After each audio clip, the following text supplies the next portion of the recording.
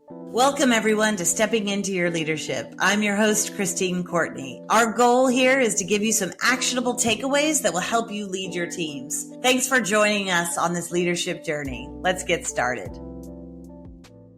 Hi, everybody. Welcome back to Stepping Into Your Leadership. I'm your host, Courtney, teacher, coach, facilitator of leadership skills. And I'm really excited today to welcome back to this episode one of my favorite co-hosts, Greg Shamie. Greg in the house. Hi, Christine. Hi, Greg. Thanks for having me.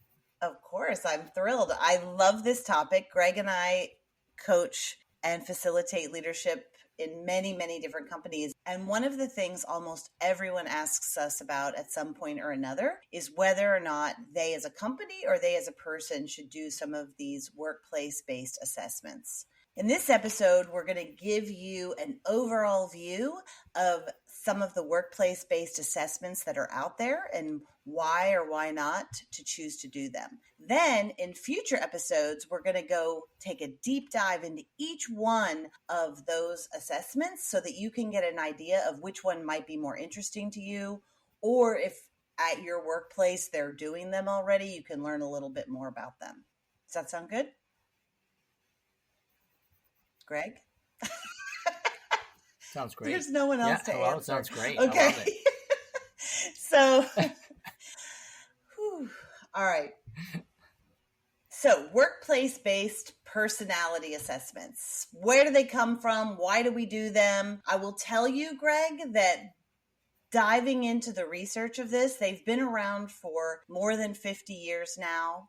Many of them are based on some of the same research that happened way back then. They're just slightly different in the way they look at things. So you'll see a lot of similarities if you're someone who's taken a lot of these assessments already. In addition, besides being around for a long time, they're also a huge growing market. I mean, I think 500 million is spent by companies worldwide on doing these assessments. It seems to be a growing market, so like 10% a year growth in this industry. And so it's really interesting that this isn't going anywhere. We're going to see a lot more of these assessments being used by organizations. And personally, I think there's a good reason for that. I think that they're fun and interesting. People like to look at themselves and others and see how to get better at interpersonal effectiveness and self-awareness. And they help in collaboration and productivity if they're used correctly. That's absolutely correct. I find them fascinating, and I think that they are an amazing starting place, to jump off from. And like you said in your second point there, people love things about themselves. So I always want to see something that is coming back about me, about my strengths, about my opportunities for improvement or areas for improvement. Those are things I'm obviously very interested in, because I would say most people we work with, and please tell me you disagree with me, Christine, if you do, but most people we work with in terms of developing their leadership want to get better, right? So at the core of that desire for improvement, you have this fantastic way of assessing all these different models. Where am I in this and where can I get better? Yes. And we as a company, our organization, do these all the time, because if we're going to ever use them with our clients, we're always going to start with how does it work with us first? And then take that information and knowledge that we get from using it ourselves and how we work together and take the best of that and bring that out to the assessments that we choose to focus on. The first one we're going to look at in one of the episodes is Social Styles and Versatility, which is one of the assessments that we use probably most often. 2 is we're going to focus on Working Genius, the 6 types of Working Genius, which is very popular right now and definitely one of my favorites. So if you're interested in learning more about that, check out that episode. We also will focus on Myers-Briggs, which is probably the most well-known assessment that is out there. We'll also focus on DISC, which is extremely popular. We will also focus on VIA Strengths Finders and Positive Intelligence. If you're interested in any of those ones, check out those episodes as we go take a deeper dive into that. But overall, if you're someone who's thinking about taking one of these assessments into your workplace, using it with your staff, let's let you know a little bit about these. First of all, they were started about, like I said, over 50 years ago, based in social science research, used with millions and millions of people in thousands and thousands of workplaces worldwide. Every time we do this, we see the place light up in terms of people learning more about themselves, how they can get better in ways that we don't usually talk about in the workplace, right?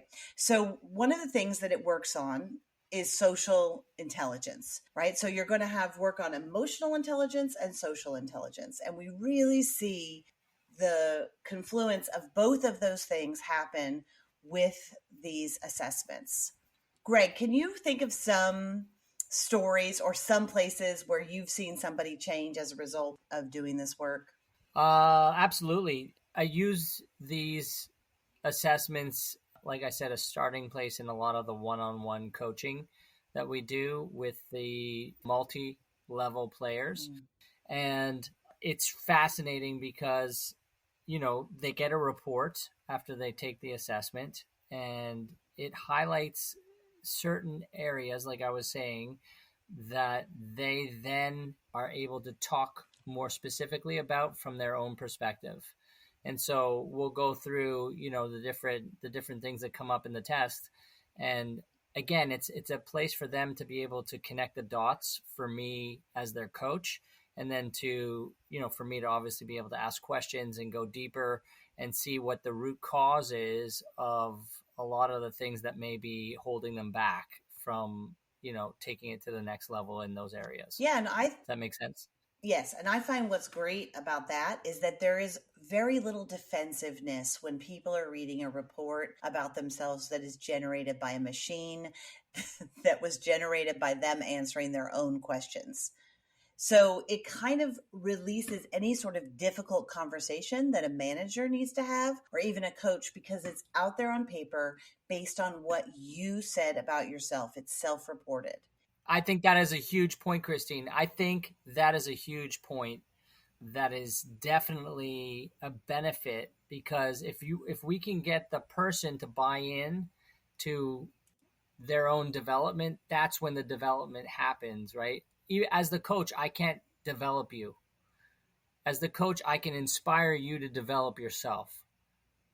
And so I think you hit it on the nose there with what's great about these assessments is that it gives people an immediate buy-in to looking at themselves, reflecting, and coming up with areas they want to really take to the next plateau, next level. And sometimes these assessments can take 10 minutes, sometimes even faster, or they can be much longer, right? We have some assessments that can take you, 20 minutes, a half an hour, depending on the assessment. And some much more complex assessments can be done over a few days. The ones that we're going to talk about are generally within the 10 to 20, 25-minute range in terms of the amount of time it takes for each of your employees to take this assessment. They self-report it on the computer. It's anonymous. Comes up, they immediately get a report back to themselves. It then comes to us where we can see that's where it is not anonymous. We can see where they fit on the different quadrants. Generally, they're all related to quadrants, or maybe it's on a disc set scale, whatever those things are. Then it gives them a report that comes out.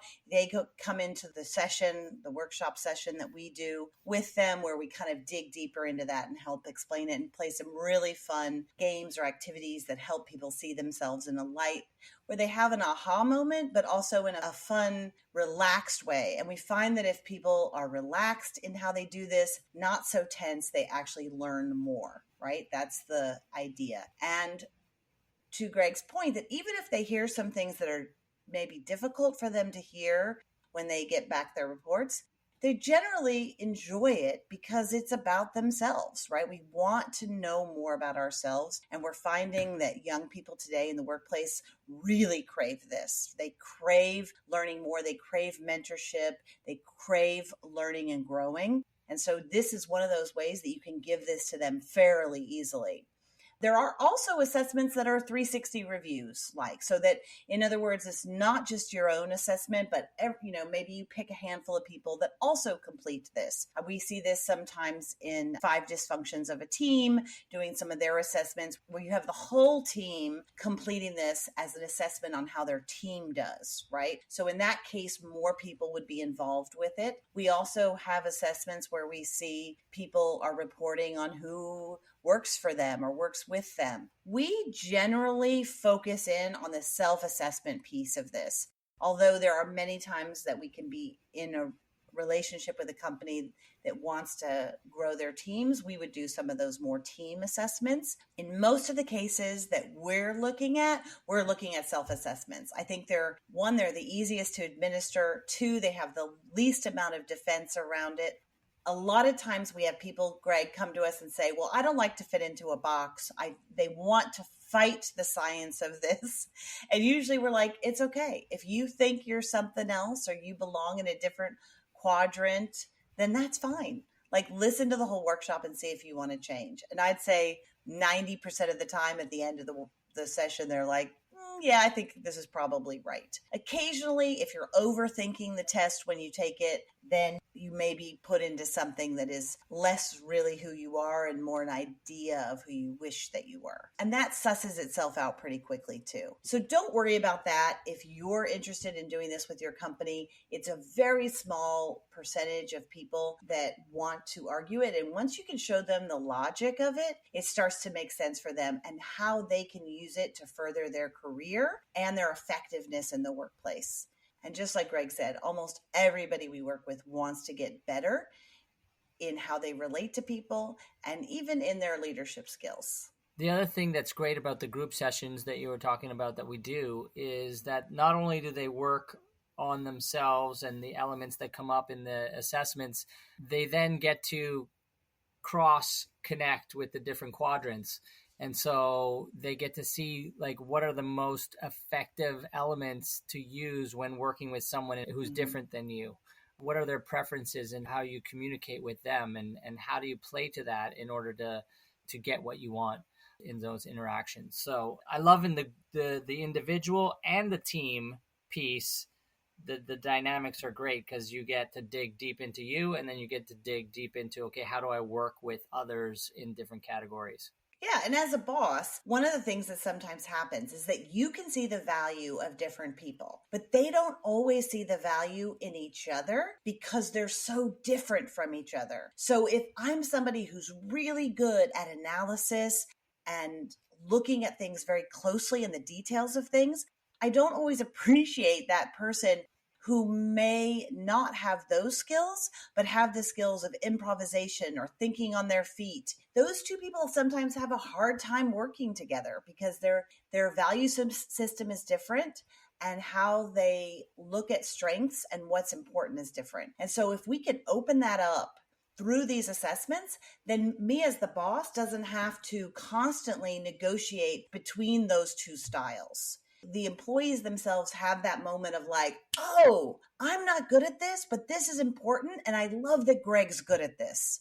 And I'm going to therefore stop judging him or myself and open up more to the possibility of how the two of us, if we work together, can be a powerhouse team.